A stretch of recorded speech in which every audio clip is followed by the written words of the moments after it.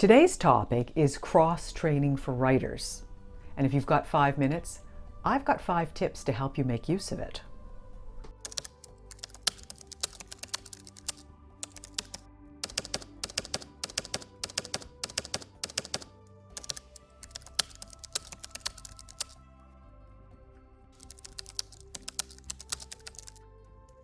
Now, I really doubt if there's anyone among us who hasn't heard of cross-training for fitness. It's that approach to fitness that involves varying the type of training activity that you do to enhance your overall fitness level. For example, if you usually run for its health benefits, you would probably find extra benefits if you were to add weight training.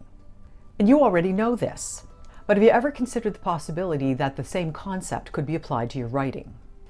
And one thing that we need to keep in mind, just like overall fitness is an important concept when you're talking about cross-training, it doesn't matter if most of your writing is book-length material, it's short stories, it's magazine articles, it's blog pieces. Bottom line is how you write matters, just like how fundamental fitness matters. Because how you write, that fundamental fitness of your writing, is going to have an impact on both how you and your readers understand your ideas.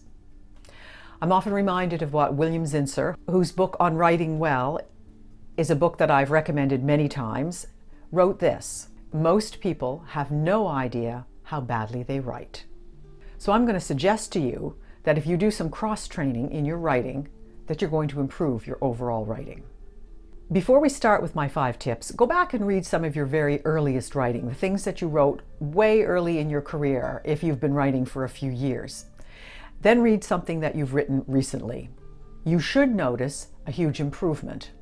And the longer you've been writing, the better your writing should be as time goes on. Even someone who has innate talent for writing at the beginning will find that over time, with practice and with training, the writing will get better.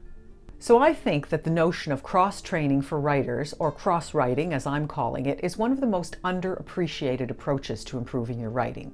And here's my definition of cross-training for writers.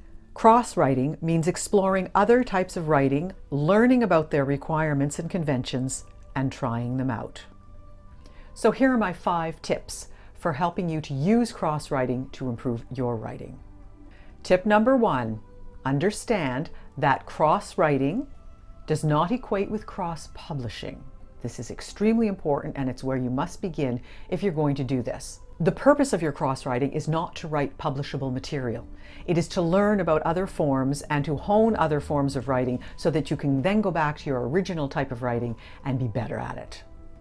Tip number 2, if you primarily write nonfiction, whether it's in a blog, whether it's a magazine piece, whether it's book-length articles, try writing some fiction.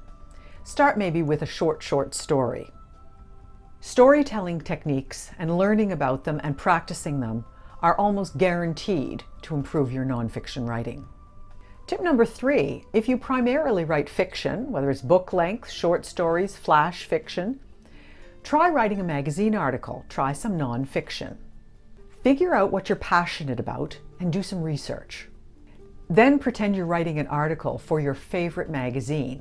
And when you're doing that, think about the audience, think about the style, think about what they're interested in, and think about how much research you need to do to get your point across.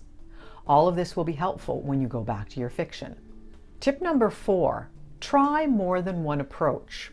If you think back about the fitness people, most of them will do a variety of things. They'll do cardio and strength training and stretching and a variety of things that will increase their overall health. So I'm going to suggest that you look at this list I'm going to give you of potential cross-writing approaches and pick a few off this list that you could try. Here's the list. Blog. You could write a blog. You could write a journalistic piece, something that requires research that would go in either a magazine or a newspaper. You could write short stories. What about flash fiction that people write for online? What about memoir? You could write a short memoir piece or a long piece. How about a how-to article? Write an opinion piece for a newspaper that will hone your persuasive writing skills. Write a book review or a movie review, a really good one. How about writing a profile of someone you know?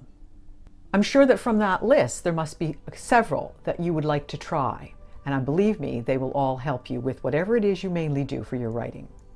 Tip number 5, hone your editing skills in each genre you try. It's not just about the writing, but it's also about the editing. And when you learn to edit in a different field altogether, you're going to improve the editing in your own field. Well, one of the things that I know for sure is that learning storytelling techniques made me a better nonfiction writer.